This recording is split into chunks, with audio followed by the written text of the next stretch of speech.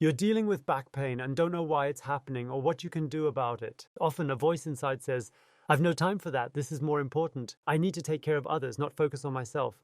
You know what? Those are all just excuses. And today, I want to help you identify these excuses so you finally get off your butt and do the workout, because it really matters that you do it. But let's start with back pain itself, because there are still so many people out there who suffer from back pain and believe something must actually be broken, that a disc is really damaged, like they've actually got a slipped disc or there's some kind of serious structural issue going on in there. Spondylolisthesis, facet joint issues, and other similar things. Let's clear that up first.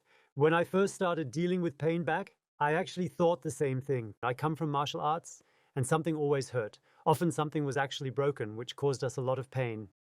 And that's the common belief. There's the back, there's pain, and the pain is exactly where something's damaged. And that's why you look for what might be damaged. And then, if things go really bad, you find something that's supposed to be operated on. Then it's operated on, and maybe it wasn't even the cause. Something clear when the pain comes back afterward. These are things you might have already come across or noticed yourself. Anyway, our path was definitely a different one, and eventually I came to realize it's not really about something being broken, because then you're limited. If it's broken, you can't do much. Then at most, the one who did the surgery might come back and get you fixed up again, more or less. But what's become increasingly clear is that it's not about something being broken in the structure or anything along those lines at all. It's about muscles and fascia pulling too strongly over time, and that constant tension is ultimately what ends up leading to back pain. Just to clarify again why this makes so much sense, what so many are saying, You're sitting, and when you sit, your hip joint is at a 90-degree angle. The moment you stand up, certain muscles on the front side of your torso, especially the hip flexors, are tense, so if you sit a lot. Your body tends to adapt to this particular posture over time, gradually accepting it as the new normal. Yeah, it's like training those muscles. Sitting is a workout. It trains muscles to shorten and tighten over time, especially when done for long periods. And the moment you sit, don't be surprised if something happens in your body. You don't get surprised either when you do a bicep curl using a dumbbell and then the muscle ends up getting bigger. Hopefully it gets bigger, yeah. But you don't find that strange either because the body just adapts to it. But it adapts to absolutely everything, not just the things we happen to define as training, you know? It also adapts while you're sleeping, like when you're just sitting there on your side, say in a sideways position, because you've bent one knee or both knees, then sleeping actually becomes more like a sitting exercise, a real sitting workout. That means you start in the morning sitting on the toilet, you're already sitting there and training, and then you're sitting at the desk, first at the breakfast table, training sitting, and then you're sitting at your job, at uni or at school, training sitting. Then you go to your lunch break and you're still sitting. Then you head into your afternoon session and you're still sitting. And then you hop on your bike and work out, sitting. Then you're on the couch watching TV, then go to bed, still sitting.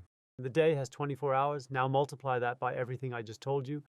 That means out of the 24 hours, if you include sleep and you're really sleeping on your side with both knees drawn up, you might actually be sitting for about 20 hours. Out of the 24 hours that make up a single day. And if we've said that sitting is essentially a shortening workout for this muscle, then it has to shorten. There's simply no way around it.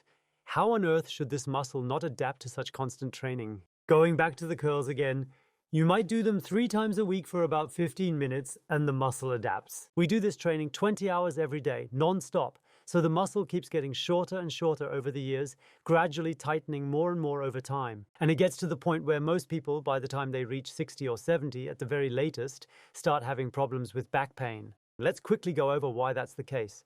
So if something up front keeps getting shorter, just imagine there's something constantly pulling you forward all the time. Constantly pulling. How could you possibly stay upright? You can only maintain your posture by actively engaging the back muscles and pulling steadily against that force. So everything pulling you forward has to be balanced out by the pull backward. There's just no way around it. That's why it's no surprise that your back extensors or glutes, for instance, are pretty much constantly under tension all the time, right? It's just how it is. Pull forward, pull backward, you're upright, but still under tension. So what's pressing down on you there? It's putting pressure on the discs. And what else does that do? Well, it naturally becomes more and more overwhelming because the longer you sit, the more it pulls you forward, and the harder you have to pull yourself back again. So it's basically pre-programmed for disc degeneration. We call it the slow death of the discs because that pressure just keeps increasing. It really escalates. Massive, relentless forces steadily compressing your discs over time, making it completely impossible for them to spring back or regain their natural shape and flexibility. But when a disc is under constant pressure, waste material slowly leaks out, and it really needs to be decompressed to allow essential nutrients to flow back in effectively. And if that decompression no longer happens, it's just constant pressure, pressure, pressure, and at 70, a random finding shows up. Oh, the disc XY has completely vanished. These are exactly the kinds of forces that come into play here. And the body, of course, really doesn't want that to happen, so it sends out pain signals. And that's what we call back pain. And it has nothing to do with something being broken. These are side effects that can occur at the same time. It's simply because the tension in the muscles and fascia keeps increasing, the forces get out of hand, and they really push you into pain, you know? You can't get around it. And the proof that what we've developed over the decades, a comprehensive model of pain, a deep understanding of your situation, that it's truly real. The proof is that it's well established. 80 to 90% of all cases of back pain are non-specific. So what does non-specific actually mean? It clearly means there's no herniated disc, no arthritis in the small facet joints of the spine, and absolutely no sign whatsoever of spondylolisthesis. None of that is there, and yet you're in pain. And some people, it's a tragic issue, actually take their own lives because of this pain. They just can't bear it anymore. Or they join support groups where they end up spending their lives constantly struggling just to cope with and bear that ongoing pain. And this whole misunderstanding, this complete nonsense, which is entirely unnecessary if you truly take to heart and fully embrace what we know, what we've probably already taught you by now, if you just take a moment to grasp what we've developed over time and over the years. So if you didn't already know, back pain is actually completely harmless because you're not sick when you have back pain. No, you've actually got more of a muscle soreness or muscle ache kind of pain. You're hurting from a training mistake. It's not an illness. You're perfectly healthy. There's truly nothing wrong with you. You're simply in pain because you don't know something, or you do but aren't doing your exercises. So we're back to this point again. Basically, with most back pain, specifically the non-specific kind, which is the majority, you're actually perfectly healthy. So no reason to suffer, but you do anyway. Why? Either you didn't know it yet, well, now you've got the chance, or you already knew, because you've been watching our videos for a long time. You've read the books, heard me speak, know what it's all about, but still can't bring yourself to take action, even though you're genuinely suffering. And that's a massive issue, knowing deep down what's truly good for you, yet still not taking any real or lasting action despite everything. But in my view, there's a very, very fundamental evolutionary reason behind this entire pattern. And it's really straightforward because over long periods of time, food was scarce and we still had to manage to survive. We did survive after all. Why were we able to survive? Because we saved energy, thanks to our built-in energy-saving mechanism. It made sure we only did the activities that truly helped us survive, especially during times when resources were scarce. Well, and now think, does doing a back exercise really help you survive? Not really. You're still alive, sure, living with pain, but your life isn't actually in danger, is it now? Even though you'd plan to jog regularly, knowing it's good for you, boosts metabolism, gets muscles and body moving, shakes up and really supplies with good things, provides with beneficial training effects. You still don't do it. No one can convince me there's actually a person out there who's just lying on the couch and then, completely out of nowhere, your body suddenly forces you to go jogging. No, it only works the other way. At best, it's through the brain. The idea being, I know how I'll feel after jogging, so I'll get my act together now, even though I don't actually feel like it. There are people who call that their inner slacker. Yeah, the inner lazy bones. That's just this energy-saving mode built right into us. And now the question is, how do you manage to convince that inner slacker, the one constantly trying to stop us from doing something good for ourselves, to actually get on board and play along, or simply quiet it down and keep it in check? Yeah, just shut up and stop saying I shouldn't do anything. How do we make that happen? And I always think the most important thing is knowledge, because if I have the knowledge and can understand why I need to do something, that's what I hear or have heard from patients for years, who've said, you know, the exercises I get from you, I really enjoy doing them. I never used to do exercises before. So I said, why not? And they told me, because they'd never been explained exactly what these exercises help with and why they're supposed to do them. And that's why I think knowledge is the foundation. I already briefly explained that to you earlier in relation to back pain. We have a proper pain theory here, which basically says that most pains, what I wanted to say, develop because muscles and fascia keep getting shorter and generating increasingly stronger forces. And if that's the case, then the logical conclusion is, okay, then exercises that normalize these high tensions, most of the time reduce them, are exactly what you need.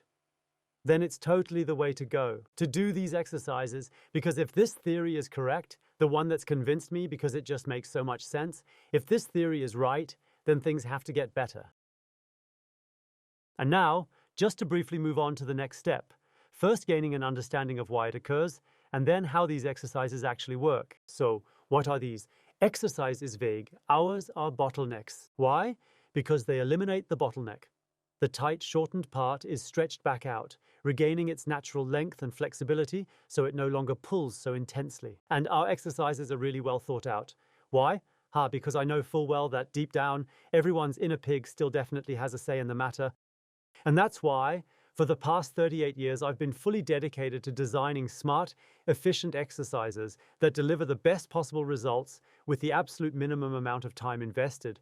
Because I eventually realized, in dealing with thousands of patients, that as soon as an exercise session takes longer than 15 minutes, the likelihood of it actually being done drops drastically, even if it's silly. But as I said, this inner lazy bones, this built-in energy-saving mode, so deeply wired into us, my explanation, is exactly what's ultimately responsible for it. So we have to deal with it. And the consequence was, okay, the exercises have to be designed in such a way that your example, back pain, barely counts. We need that. 5, at most 5. We need no more than 5 exercises to really take on your back pain, your very own personal back pain, and tackle it head on so it gradually gets better, often noticeable after the first set. 5 times 2, 2 minutes make 10. Why 2? Because you might think, no time anyway. What does Roland say? He wants to make it really efficient. So why does he go with 2 minutes instead of just 15, 20, or maybe 30 seconds, the amount of time most people normally use just to do the exercises and get a quick stretch? Well, here's the thing. It's simple. Here's another little piece of knowledge for you, so you can better understand why you should really smack your inner slacker and just keep him quiet. Because you see, 30 seconds is precisely the amount of time required for the specific type of fascia we're trying to stretch to finally start giving way and gradually release us from this tight situation. Exactly right. 20 seconds? Forget it. Go grab a coffee. You'll benefit more from that. Yeah? Well, there's also this ongoing low-level stimulation and personal development happening continuously over time. Yeah? Well, I'm not ruling out that after 6 months, even if you stretch for 20 seconds, you might still see some initial effects. Compared to what you can achieve if you stretch for 2 minutes, it's a piece of cake. That's why I always stick to 2 minutes. This curve here shows the stretching effect, and this axis represents the time. The curve stays quite flat for the first 30 seconds, then it starts rising steadily, becomes really steep, and eventually levels off again. You know where it flattens out? Around the 5-minute mark. So from the very beginning up to about 2 minutes, you've already used up roughly 20% of the total time you could possibly invest, give or take. Not meant to be taken too literally or mathematically exact. Just roughly, you're already achieving 80% of the effect. That's the good old Pareto principle. So please make sure to practice for 2 full minutes and don't even think, I'll just do 1 minute. That'll save me time, right? My little time-saving trick against Roland.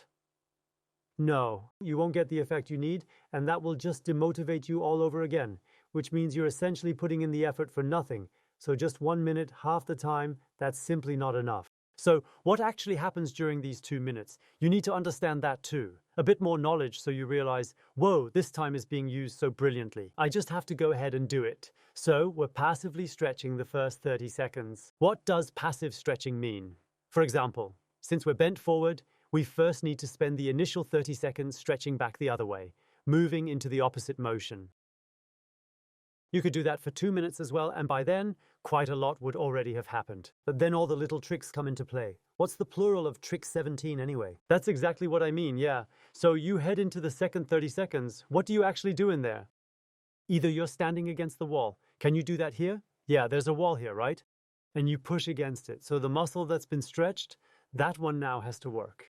Yeah, you're doing top-notch strength training, and you can really wear yourself out just like you would in a proper strength training session. All the weights in the world might barely keep up, but at the very least, that's exactly how it feels. You really push it and want to properly challenge the muscle that's now being fully stretched out and activated. And that's exactly why I want to reach the muscle guys too, you know? Don't think stretching is some insignificant little messing around. I've seen this again and again with male football players. Yeah, the guys in men's pro football. Yeah, that's what the girls do, right? Some yoga, some stretching and stuff like that. No, no, no, no. It's about proper mobility exercises. There's one stretch included, a passive one. We've already checked that off. And then comes strengthening while in the stretched position. And that's truly brilliant because when muscles are in these elongated states, their strength is typically almost zero, meaning they can't generate any real force at all. Absolutely no strength present. And bringing strength into that, have you heard about myokines? These muscle hormones? Back when they were first discovered 15 years ago, people thought there were only 10 or 12. Now we know there are well over 1,000, and estimates suggest there are many, many more that simply haven't been discovered yet. That means your muscles are essentially a full-on hormone-producing factory, but you've really got to push yourself to make it happen. You need to really tense up, put in some serious effort. And this is just my personal hunch, not scientifically proven yet, but I think it's true. I believe that when a muscle performs movements it already knows well, it produces significantly fewer of these muscle hormones compared to movements it has never done before. Because the whole process really needs to get going first. And let's see if that actually turns out to be the case. I'll let you know in a few years' time when they've proven that a lot more is going on there.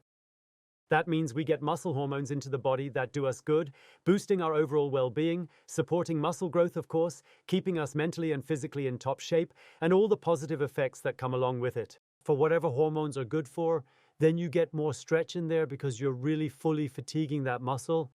You completely fatigue it, release, then go back in deeper. And next round, we do this 3 intense times, okay? And for those of you who are really into strength training, that's exactly where we focus our efforts on max strength training. What is max strength training? You can't manage even a single rep. Or no, just barely one. That's just barely 1 rep. And that's your max effort, pure intensity, 1 single rep. I know, assisted pull-ups aren't really max strength training. Forget it. For me it is, and when you feel it, you'll notice it's on. Then comes the next phase, another 30 seconds. We're actually doing the same thing, but now it gets really tricky. Now we're not just doing it 3 times in 30 seconds, but 12 to 15 times within the span of a full 30 seconds. So we're really pushing the pace here. Tense up, relax, move further in. Tense up, relax, move further in. Tense up, relax, move further in. 12 to 15 times. And now comes something that's especially crucial for your situation with your back pain. The powerful blood pumping effect that really makes a difference. And these reach all the way deep into the capillary system. Western medicine knows this. My knowledge, as far as I know, doesn't. There's even an area within the capillaries, in the very smallest vessels, the tiniest blood vessels in the body. There are these tiny little connective tissue membranes, and these connective tissue membranes in the outflowing part, so in the venous part of the capillary system, they serve an important function as well, just like the others do. Like a venous valve function, similar to the larger valves found in the calf veins, for instance. They help guide the blood to flow in one single direction back up toward your heart. And when we now perform these rhythmic contractions 12 to 15 times within a 30-second window, we create a powerful pumping effect on the blood each and every time. A Russian researcher, a Russian physician, was able to prove this nearly 30 years ago, I believe. He actually, though you really shouldn't say this out loud, took animal muscles, removed them from the body, applied a precise sequence of contraction and relaxation, and then suddenly realized, hey, that's actually a pump. And that's exactly what happens in the body. And we do this 12 to 15 times, targeting the area where the pain is, specifically a back suffering from a severely declining metabolism. Because there's no movement left at all, because the muscles are totally stiff and have lost all flexibility since nothing moves anymore, we've got to bring metabolism back into that area. 15 times, slowly easing a little deeper into the stretch with each rep. Just imagine how far you'll have come after 90 seconds of this. More stretching in this short time, for me, that's just completely out of the question. No chance whatsoever. Yeah, you're already at the very peak of the effectiveness that you're aiming to achieve. And then we really crank it up a notch in the final 30 seconds. So what exactly happens at that very moment? That's when you engage the opposing muscles, now at warm hyperextension. We go against, past, and now I'm using the back muscles to pull the front ones, even further apart. This is what's known as active stretching. And the great thing about active stretching is it really taps into that natural muscular balance between front and back, which is always at work throughout the body. Earlier we mentioned more and more tension building at the back. That's an unstable balance, a highly aggressive, warlike one, constantly arming up, escalating all the time. What I mean now is disarm, disarm, disarm, right? And in the moment we actively stretch, the body learns to coordinate the agonists, the muscles that initiate the movement, with the antagonists that need to yield, to coordinate and really think through, when is the spinal disc properly loaded now? When is the joint alignment correct? When are the vertebrae properly positioned? And this happens in the last 30 seconds. So, and as of today, I'm telling you, this really creates such a brilliant and powerful overall effect when you perform these exercises properly, exactly as they're prescribed. It's the ultimate game changer. You'll notice an effectiveness you've never experienced before with similar exercises. And that's what everyone always says after trying other things. Another useful piece of knowledge. Why? So you actually get off your butt and finally do this exercise, okay? Because you benefit on so many different levels. There's honestly just no way you shouldn't be doing this right now. Don't do that to yourself. Don't do that to yourself. Okay, now let's quickly recap. You now know why the pain occurs. You know how it goes away. You know exactly what tools you can use to make it disappear quickly without needing too much time or effort and with minimal disruption to your day. There's actually no reason left not to do it. Wait, no, there is still one single reason remaining. You've got to get your butt off the couch. Despite all that knowledge, you still need to get moving now. And you know the situation. New Year, New Year's resolutions. How many times have you done this already? Honestly, probably every single year when you're feeling all motivated and ready to go, right? And then what happened 1-2 weeks later? Back to the same old routine. Didn't stick with it at all, or only briefly and half-heartedly. As we know from many studies, it keeps failing at this point, and that's probably the most classic example of how you can plan all you want, but still end up doing nothing. And that's exactly where I come in. Don't take on too much right from the very beginning of the process. For example, back pain. Let me give you a tip. I say this in lectures and people never believe it, but if you know me a little, you know you can trust me. If you're only doing the overstretch move, I recently got to do it at the Creator Festival with 15,000 people. That felt absolutely amazing. They were all just standing there, stretching backwards together. And I told them, hey guys, if you just did this one simple thing, only this, once a day, most of the back pain people tend to experience would already be completely gone by now. Or if there are any, they'd keep getting less and less. Just one silly little exercise, 2 minutes a day. My question to you, would you spend 2 minutes each day to make sure you never need a walker? Because back pain leads to the walker. Let me quickly explain that again. You'll automatically end up with a walker if you don't do this exercise. Or let's just cross it off right away. Look, you're sitting, pulling yourself up, strength, strength. Older people keep leaning forward, further and further forward, because the front keeps pulling more and the back can't counterbalance as much anymore. And where do you end up? Of course, on the walker with tiny shuffling steps. Those poor people it happens to. It's not a pretty sight, and it's something we'd all rather avoid. Yeah, and that's exactly why you should really do these exercises. And even if you just start with this one and spend 2 minutes on it, you're already doing what we call the loop routine. The loop routine is a development that took a few decades, but it emerged from the experiences we've had with thousands of patients. Just pick one single exercise to start with if you can, just one. I mean, if you're one of those hardcore types, which let's face it, most people are, right? Pick just one and then do it once a day. And even if you think, tonight I'd actually like to do it again, no, forbidden. In the first week, you do it just once a day. And in the second week, if you've managed to stick with it, when we say week, we always mean 6 days, okay? Monday to Saturday, Sunday off. Sunday is a day of rest, okay? In the second week, you're actually allowed to go ahead and add in just one extra little exercise then. For example, the counter movement forward to release the tension at the back. And then, once you've consistently done both exercises every day for 2 full weeks, that's when you can go ahead and add another one. But let's be honest, It often happens that you don't manage to do these measly 2 minutes for 6 days straight. So the following week, you'll just have to stay at 2 minutes per day. Then your mindset shifts. It's not about having to do more anymore, but more like, hey, Roland, what a total idiot he really was back then, honestly. I'm not allowed to do more. He's strictly forbidding me. See what I mean? You flip the script without even touching the mindset, and suddenly you'll do absolutely anything just to finally get that second exercise done in the second week or the following week. And that's the core principle. Yeah, just do the math with 5 exercises. It'll take you a few weeks. But that's your real and actually tangible chance to finally escape this implementation trap once and for all. That means you pick one exercise specifically for back pain. Please go ahead and do that one because it's by far the most important of all. Then do that one, and after that, move on to the others. Just jump right back in whenever you get back to it. You've got a real chance to get out. No time, not a second to waste, no excuse, nothing at all. They're all just excuses, really. Kind of a mental trick you play on yourself to soften the blow and not feel quite so bad about it in the moment when it actually matters most. But feel bad and tell yourself, I'm human and I've got my execution issues because this energy-saving program is raging inside me, also known as the inner piglet.